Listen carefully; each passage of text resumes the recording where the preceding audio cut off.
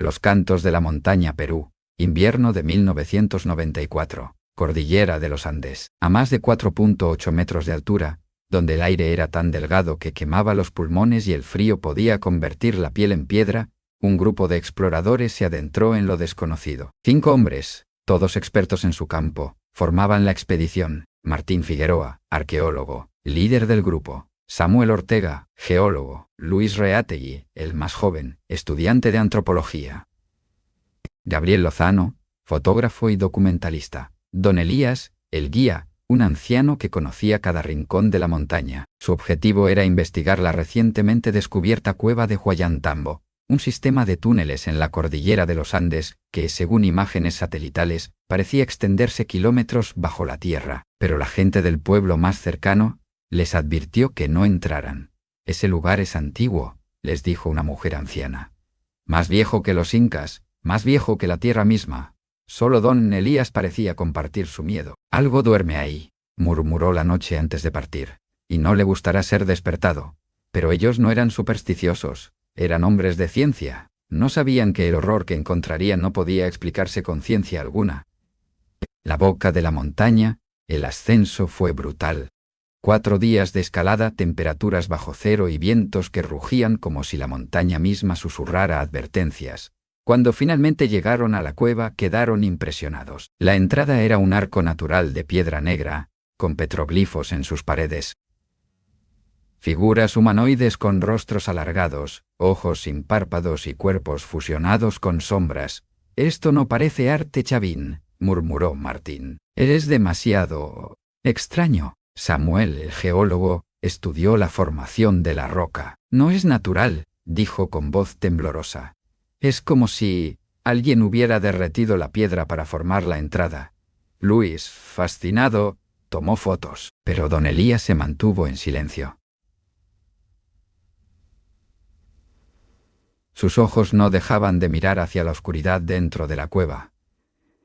Esa noche el frío parecía más intenso que nunca, y el viento que soplaba desde la cueva sonaba como un susurro humano. El primer desaparecido al amanecer, Samuel, desapareció. Su tienda estaba intacta, su equipo en su sitio, pero no había señales de él. Solo encontraron su linterna en la entrada de la cueva, aún encendida. «Tal vez cayó dentro», sugirió Luis. Don Elías negó con la cabeza.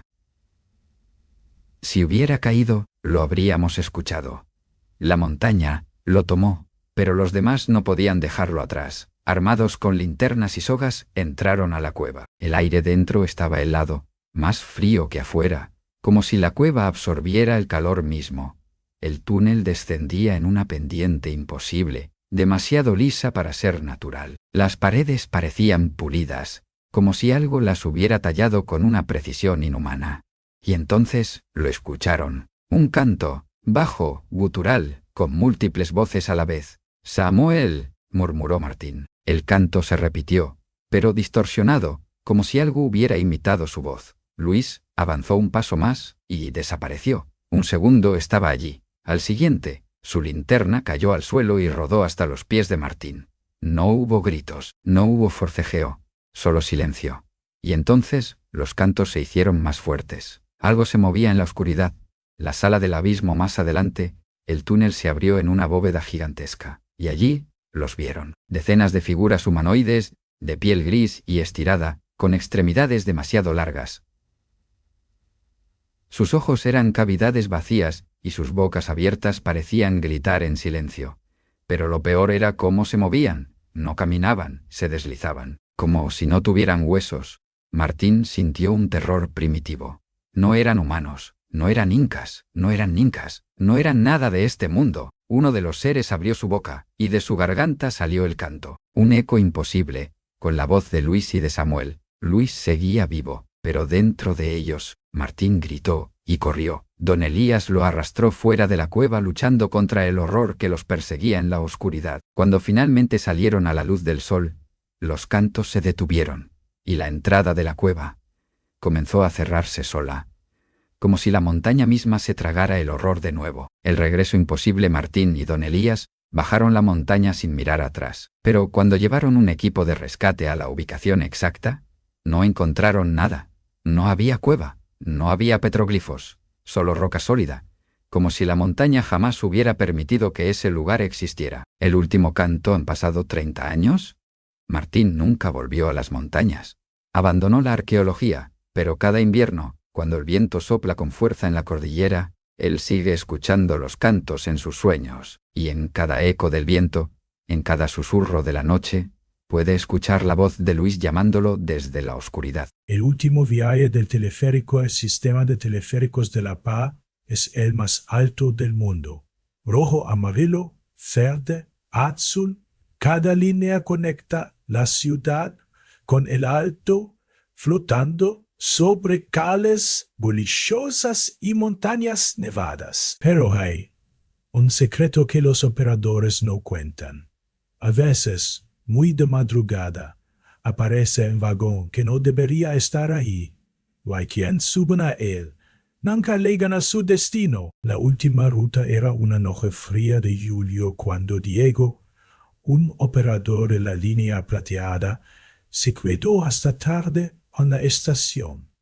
El sistema estaba cerrado, pero una cabina aún se movía en los cables. ¡Qué raro, no!, dijo su compañero Luis, mirando el monitor de seguridad. ¿No debería haber nadie ahí? Diego revisó la computadora. Todos los teleféricos estaban apagados, excepto uno.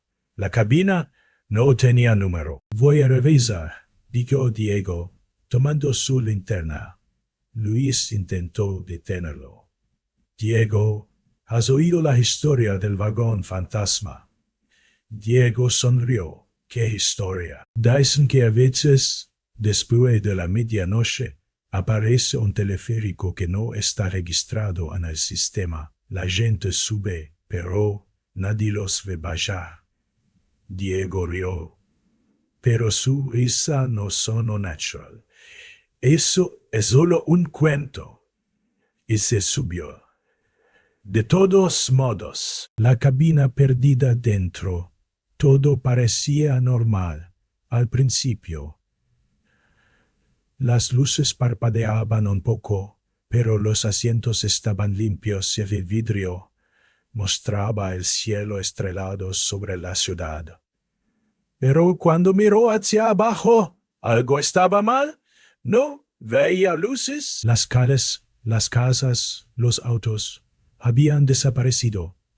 Solo había una niebla negra e infinita, como un abismo sin fin. Entonces sintió un susurro en su oído. ¿A dónde vas? Diego giró bruscamente. Pero en el reflejo del vidrio había otra persona sentada a su lado. El pasajero invisible. El corazón de Diego latía con fuerza.